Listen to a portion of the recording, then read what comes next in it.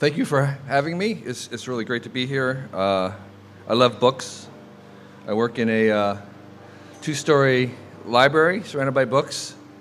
And I want to talk about the future of books. So when many years ago, when writing was first invented, if you were to think about the future of writing, one of the things you might have projected was books. You say, well, writing becomes books.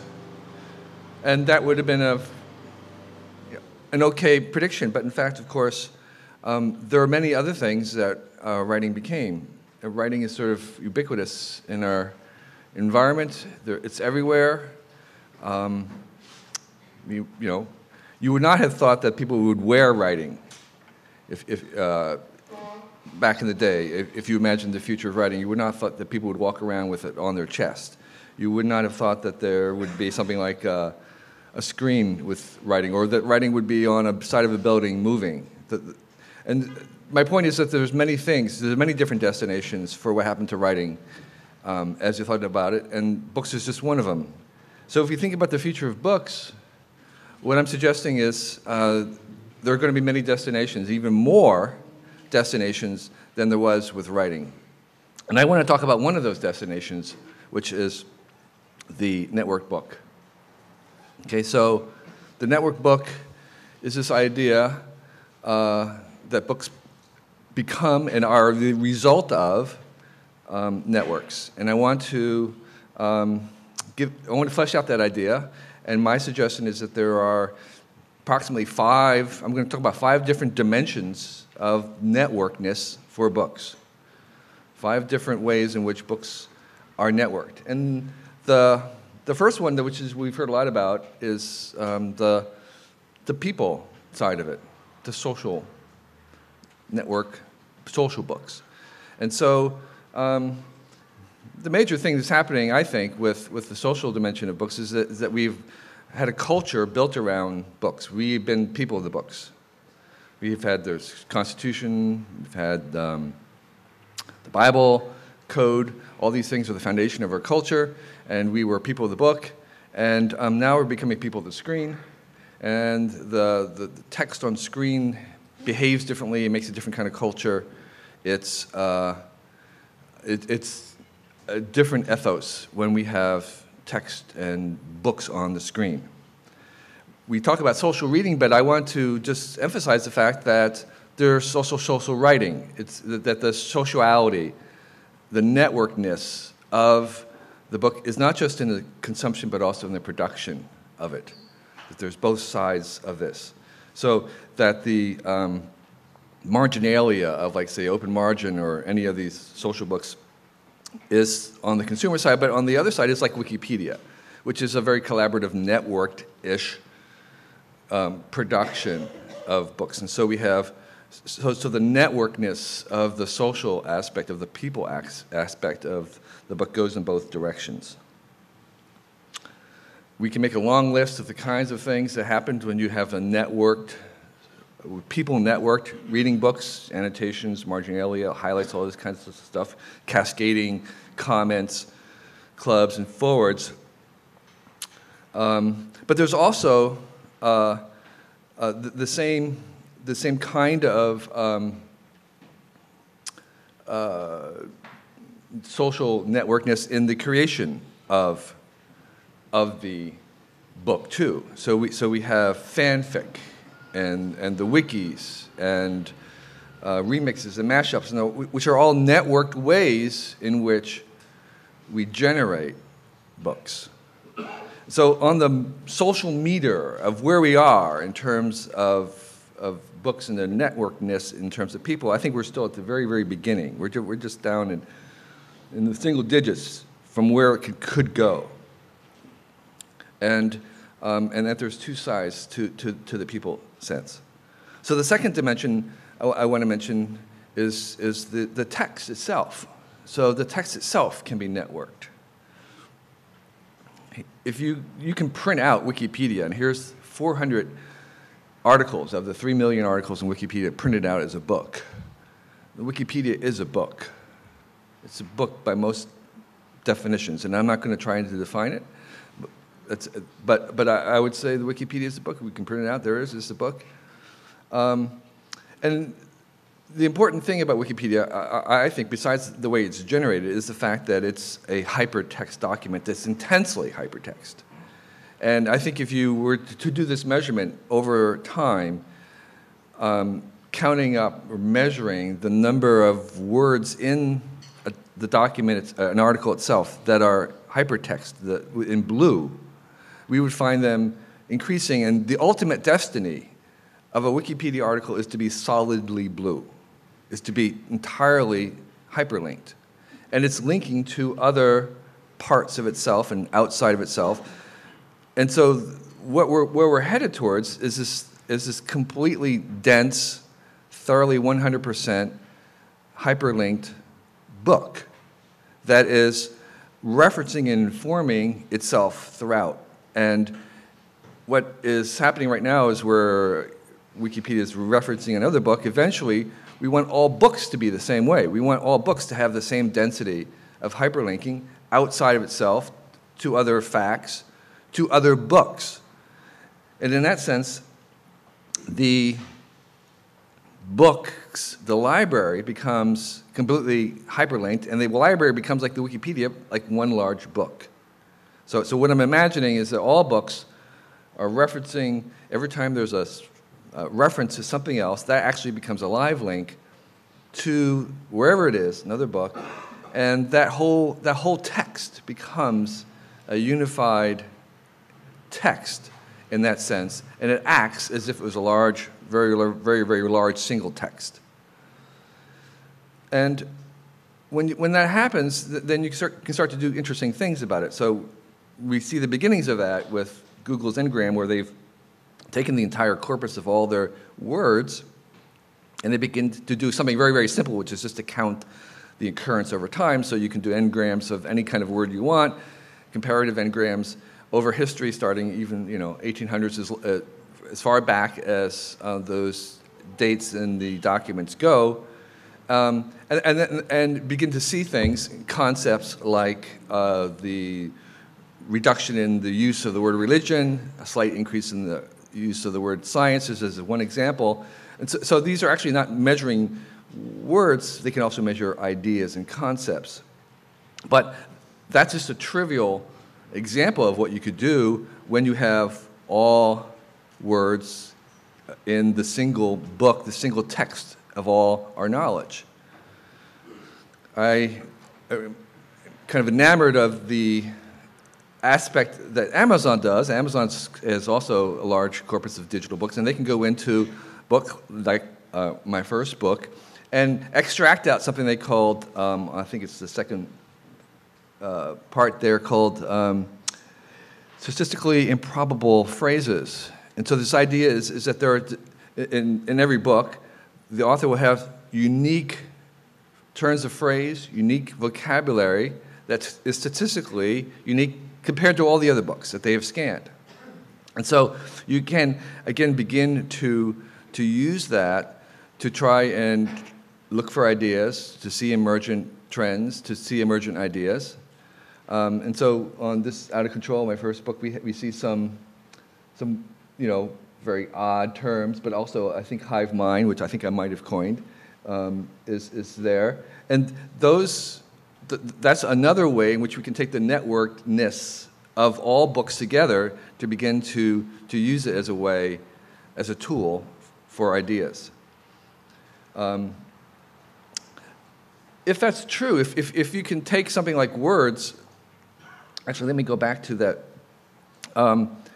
If you could have all the words, you could do something where you could begin to actually look at how language changes over time, how things are.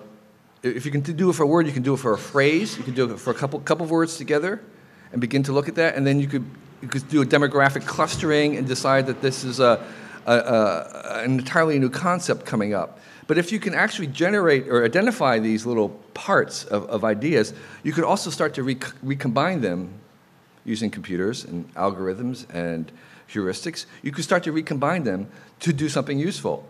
And we see the first glimmerings of that in the way that people are creating books out of, or in websites on demand. So this is demand media, which is actually creating web pages, informational web pages, based on how many times that concept or term is searched for. So they say, well, people are looking for this, how to insulate a roof. We don't have anything. We'll generate something, often from Wikipedia, but often from elemental bits of information from other things. They're recombined into a proto-book. And is it a book? Well, actually, there are books. There's this VDM publisher in Germany that makes instant books, and they sell on Amazon. And it's almost a kind of a spam in the sense that they're not very valuable. They are marginally useful, but, and this is the important thing, for some people, they're better than nothing. And actually, I would say spam is the same way. A very large percentage of the email that's sent around the world right now is spam. And I have to say this very carefully, but in a certain sense, even spam email is better than no email. And the reason why there is spam email is that some people find it useful. And the same thing with these spam books, which I'm calling spooks, or spooks. These spam books these spooks are being generated, and there's actually, it's a problem for Amazon because there's a lot of them out there, and people are not really aware that they're there. And this is an example one. It's being generated algorithmically from a lot of data. And my point of this is that these spooks, these sort of spam thing, becomes the general environment in which books happen. And to take the biological metaphor again, most of the life on Earth is bacteria, and there's only a very few charismatic mammals like the giraffes and the lions that we pay attention to, but most of the life in the world is very boring. In fact, 50% of the species on Earth are mutualistic, parasitic, symbiotic. They're not nice. They're kind of like spam in a certain sense, right? And because spam is parasitic, and these spooks are parasitic books. But most of life is in that same category, and it's necessary. Actually, it supports and it creates the entire ecosystem for those very charismatic organisms at the top. And the same thing I'm going to suggest is true for books and text. That at the bottom is this sort of large-scale, huge ecosystem of stuff that's not done very well, that we don't think is very valuable, but actually in some ways supports and creates the environment for these other higher charismatic things like Pulitzer Prize-winning novels, which are actually very rare in terms of the total number of things produced. And we see the same thing, by the way, in film. Hollywood produces only 500 to 600 movies a year. Most of the video is YouTube stuff or stuff in between. It's huge, it's trivial, it's not very valuable, it's not handcrafted, but that is the larger ecosystem in which you have these select 500 hours, maybe 1,000 hours in total of Hollywood movies compared to the billions of hours of other video. And I think the same kind of thing is happening. And what I'm suggesting about books and the network book is that this network of text is actually the environment in which these other charismatic books will happen, because they aren't going to go away. So the third way in which we have network books is in the media itself. And let me just suggest one thing is that with e-ink, we were kind of all, Greg Maude was sort of praising the marvel of e-ink, but there's really no reason why we can't have e-ink put into flexible pages and bound into a sheaf like a regular book. So it doesn't have to be a plate. It doesn't have to be a slate, a little platter. It can be actually in the form that we're familiar with and very ease with, and maybe even highly evolved design-wise, a bound book. So what's happening with these things is that we have a relationship with these in which the text is happening alongside of moving images. And so there is a sense in which the bookness is blurring with other media. It's spilling over. It's melding, marrying, hybriding with other media. And I think we're headed to a place where we'll have books that you watch, video that you read, and where you can have some of the aspects of reading with words that are enmeshed in moving images, and moving images not just together where there's a text and then there's a little moving image, but in fact where the two of them, there's no distinction between the two. And again, to kind of paraphrase Craig, I think we need a new verb for that, and that's called, Dan Bloom suggested we call it screening. Okay, so just keep screening these things. We're screening the stuff. And this transmedia, you'll hear more about the small demons. I don't want to take anything away from them, but this idea that it's not just text, it's text that can refer to other media, that can be linked to other media. So you have a text, a book referencing a movie, and then it can actually link to the movie, or the text could link to music. And so there is a sense in which the larger document, the docuverse, Ted Nelson's term, the larger sphere, media sphere of all this stuff is text and more. And text, and the difference between text and other media begins to blur into a kind of a transmedia. But what I want to suggest too is that what this network media is doing is very deep linking. So in the beginning, I will link to another book. Say, if I reference something that I'm writing, I can hyperlink to a book, but it's very hard to actually hyperlink to the idea itself. And that's even more difficult in a Hollywood movie, is if you wanted to have a book, if your book wanted to hyperlink to something in a video clip, say a bow tie that Humphrey Bogart wore, if you wanted to link to that tie, or the fez, you were writing a book about fezzes and you wanted to mention that, you wanted to link to that, that would be almost impossible to do. You'd be lucky if you could link to the larger movie itself. But to link to something that is inside that and is going to sustain over many frames is basically impossible right now, but that's sort of where we're going in movies, music, and text, which is this sort of deep hyperlinking where you have one idea or one concept or one notion to the other notion directly across many media.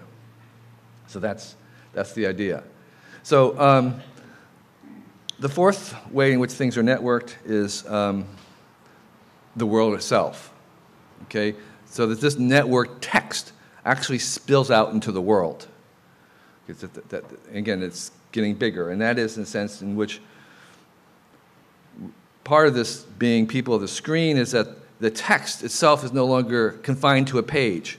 We heard issues of pagination, but actually text is becoming streams like everything else. So we've moved from the page metaphor to the streaming metaphor, and we have streams everywhere, from Twitter, RSS, Facebook wall, Google+, the whole thing, Google Streams. They're all streams, and these streams, as, say, books get updated, become the ingredients for this media. And when they spill off into the world, we have the ability to put them in location, physical location.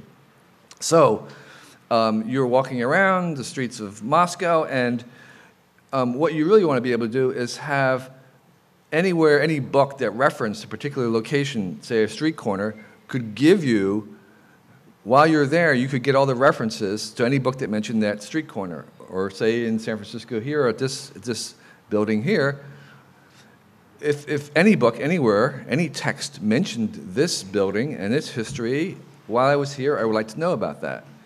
Okay, so there is a sense in which that references, the text itself, can intersect the real world.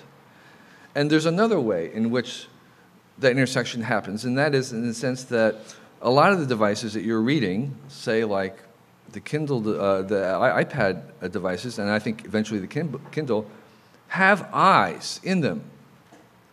And they can watch you while you're reading it. All right? And so there's eye tracking software and all kinds of mood detection software that the MIT is using. They're quite amazing. And they can actually tell you whether you're engaged, whether you're paying attention, whether you're distracted. That means that in a certain sense, the text can adapt itself to how you read. It can take you somewhere, or it can explain something if you're confused. It can make something bigger if you can detect that you're having trouble seeing it. So there is a sense in which the text is in the world and is being networked in the world because the world itself is networked. So the last one I want to mention, the last ways in which the network book exists is in the dimension of time. So this is just a little visual diagram of the change edits log in a Wikipedia article on evolution, so you can see that there is a history over time, that the network, that the text itself is changing over time, and you can almost take a time machine version of a book, of a text, and showing how through additions, revisions, whatever it is, that there is actually history. And of course, that path through it is kind of a forking path in which it's a network of changes that exist in time, and that we think of text as fixed, and that's one of the things that happens when they move from paper to the screen, is that they're no longer fixed or monumental. They actually have a time component. And here we are, of course, in the archive with the Wayback Machine, and no better place to understand the fact that there is a network time dimension to texts. So those are I think the kind of 5 aspects of the network book, in ways in which it's the 5 ways in which a network book will exist. And I want to emphasize that this is not, that all books are not going to be network books. There will still be paperback, beach reading. It's not going away. I mean, but this, like the microbial aspects of life, this is probably going to be the dominant form of text and text generation, even though there'll still be plenty of other options of books, other kinds of books. So network books, I think that's where we're going. Thank you for your attention.